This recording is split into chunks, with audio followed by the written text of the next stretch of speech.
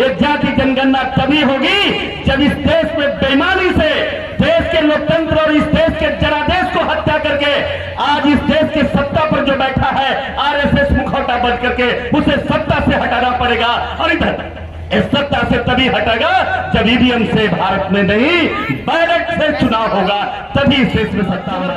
सत्ता में बैठकर हमारे छाती पर बुलडोजर चलाना चाहते हो, हमारी छाती पर बाबा साहब के संविधान को मिटा देना चाहते हैं, तो मैं तुझे बोल देना चाहता हूं, हम जी छोटी धीरी आवाज में नहीं ऊंची आवाज में मैं बोल रहा हूं, तेरी ईडी और तेरी सीबीआई और इंटेलिजेंस जो भी है उसे चैलेंज कर देता हूं। चलाओ तुम डंडा, चलाओ बुलडोजर, तेरी माँ की लायक और तेरी माँ ने दूध पिलाई है छाती की, तो आज भी मैं कहता हूँ, आज भी तुम डब्बा के दूध पी के बड़ा हुआ है, मैं माँ की छाती का दूध पी के लोकतंत्र को खत्म कर दिया, चारों स्तंभ को खत्म कर दिया। आप मुझे बताइए 24 में आने वाला 24 में आरएसएस की सरकार जो है जातिवादी ब्राह्मणों की सरकार है, आप हटाएंगे कि नहीं हटाएंगे?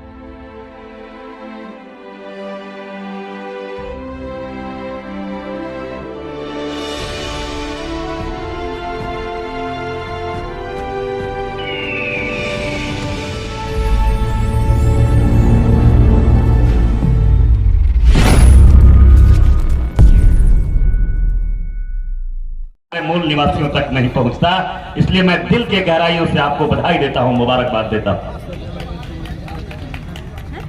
समय समाप्त हो गया है, आखिरी समय में अध्यक्ष जी ने कुछ समय दिया है और इस समय भाषण देने का भी अब नहीं बचा है।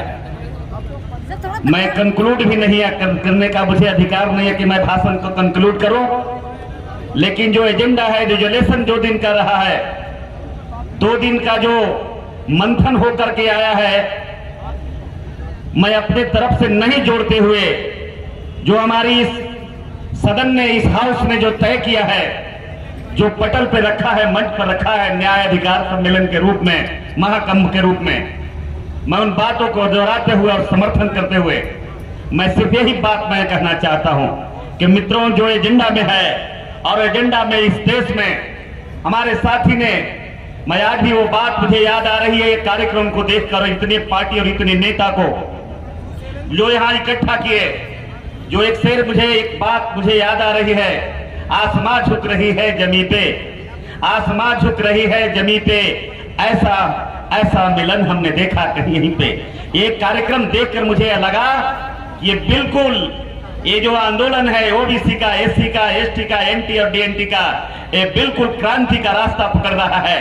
24 घंटा आंदोलन में पत्रकारों को खड़ा रहना मुस्तैदी के साथ, 24 घंटा इतने सारे नेता और कार्यकर्ता तपती धूप में अड़े रहना, ये बिल्कुल संकेत दे रहा है कि आने वाला समय में आने वाला जो समय होगा ये रामलीला का मैदान नहीं होगा। जब क्रांति के रास्ता खुलेगा तो ये बुद्ध लीला और प्रेम लीला का मैदान बनेगा। ये रास्ता खुलता हुआ दिखाई पड़ रहा है। तो मित्रों, मैं सिर्फ आज हुंकार भराना चाहूंगा आप लोगों से, सिर्फ स्वीकृति लेना चाहूंगा। मैंने कहा कि अब भाषण का समय नहीं बचा है।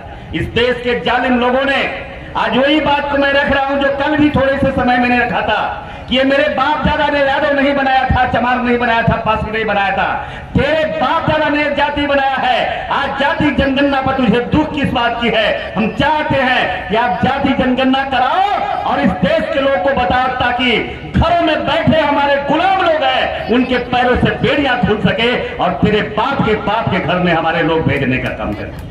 ये इसलिए हम आंदोलन चल रहे हैं, ये जाति जनगणना इसलिए करना चाहते हैं तब हमारे इस देश के कमजोर वर्ग के लोग, इस देश के अति पिछड़ा लोग, इस देश के एससी एसटी लोग को समझ में आ जाए कि मेरे अधिकारों को किस तरह से गुलामी की जंजीर में जकड़ के रखा है। हम बिल्कुल मुकम्मल तौर पर खड़े हैं और आपसे मैं चाहता हूं आप लोग ओंकार भर के बताइए, हिंदुस्तान के लोगों, हिंदुस्तान बोलना बहुत बड़ा पाप है, मेरे से भी गलती हो गई, मैं माफी चाहना हूं। भारत के लोगों, मैं भारत के लोगों आप लोगों से पूछना चाहता हूं, आप मुझे बताइए जितने भी लोग हैं, हुंकार भर के बताइए, क्या जद्दी जाति जनगणना होना चाहिए कि नहीं होना चाहिए? होना चाहिए कि नहीं होना चाहिए?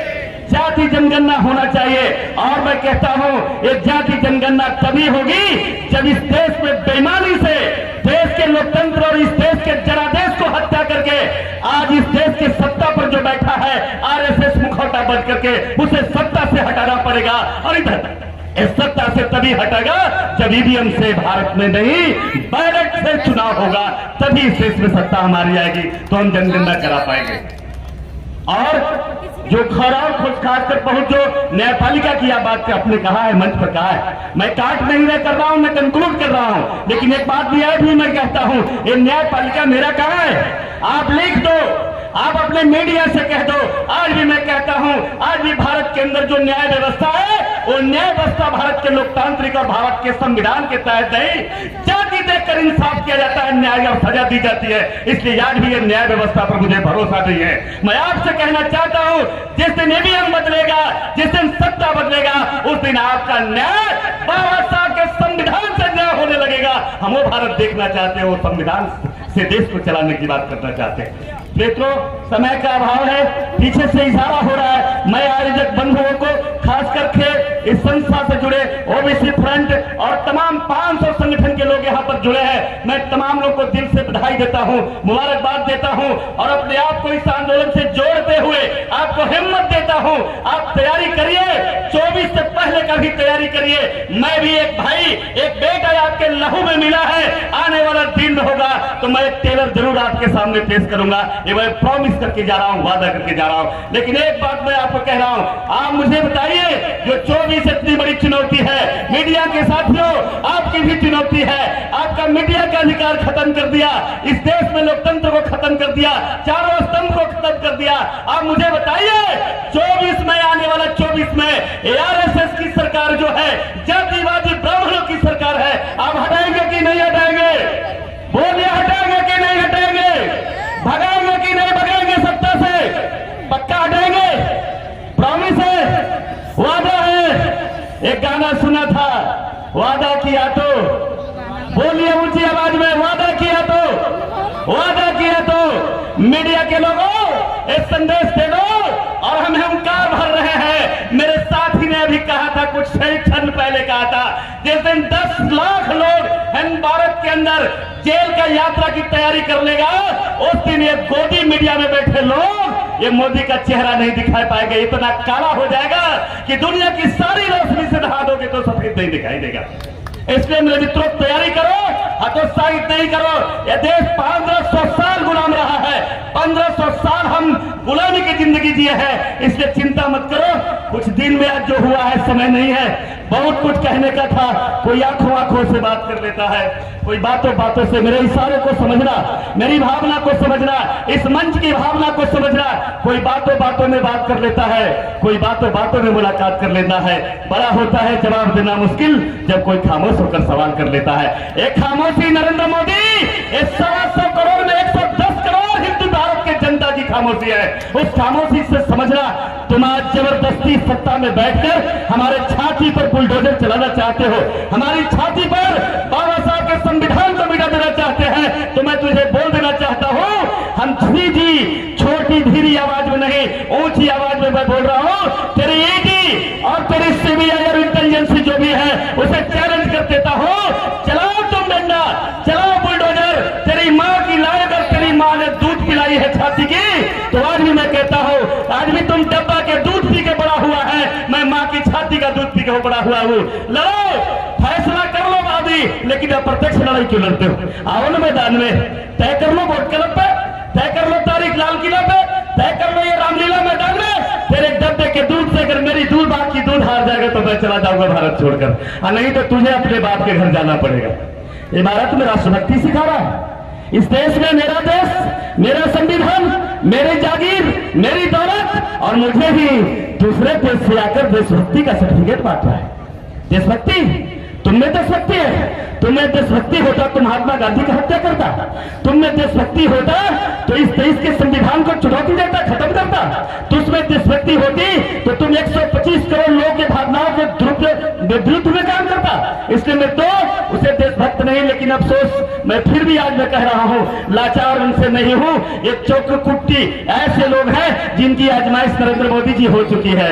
याद करिएगा, जब मंडल के खिलाफ आपका मंडल लेकर निकले थे, बड़े अच्छे से आपके आकाशवादी जी को मालूम है जिन्हें कितना सत्कार करके कहां भेज दिया गया था। और 6 दिसंबर की तारीख भी आपको याद कर लेना, जब चैलेंज तुमने देश के संविधान को दिया था, तो मुलायम सिंह यादव जैसा बेटा तेरे आका तेरे बाप को हैसियत भी बताने का काम किया था। ये भी पूरे भारत में ही दुनिया जानती है। इसलिए मित्रों, समय कम है, समय का अभाव है, मैं विशेष ज्यादा नहीं बोल सकता। ज्यादा बोल लिया हूं तो मुझे माफ कर दीजिएगा। मंच से भी मैं माफी चाहूंगा, अध्यक्ष जी से भी माफी चाहूंगा, क्योंकि आखिरी समय था तो मुझे लगा कि थोड़ा सा मीडिया वालों को भी थोड़ा सा देख के चले जाएं, क्योंकि इनके लिए भी बड़ा अभाव है और ये भी सब्सक्राइबर पर जिंदा है और व्यूअर पर जिंदा है। इसलिए मैं चाहता हूं इन्हीं चंद शब्दों के साथ मैं बिल्कुल भारत के संविधान में आस्था जताते हुए बाबा साहब अम्बेडकर के भारत, सम्राट अशोक के भारत, भगवान बुद्ध के भारत को वापसी करना चाहते हैं। हम कौन कहता है धर्मांतरण करने वाले?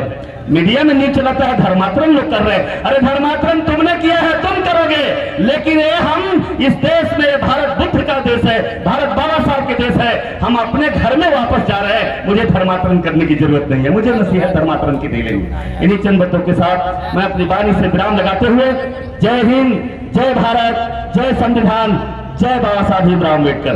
अब एक बार फिर से मैं बोलना चाहूंगा, आप लोग जोरदार आवाज लगाइएगा, बाबा साहब अम्बेडकर अमर रहे। जोरदार आवाज में, बाबा साहब अम्बेडकर अमर रहे, बाबा साहब अम्बेडकर अमर रहे। बाबा साहब मिशन पूरा करेगा भारत देश। बाबा साहब निधन दिशा अधूरा, बाबा साहब निधन अधूरा। जय हिंद, जय भारत।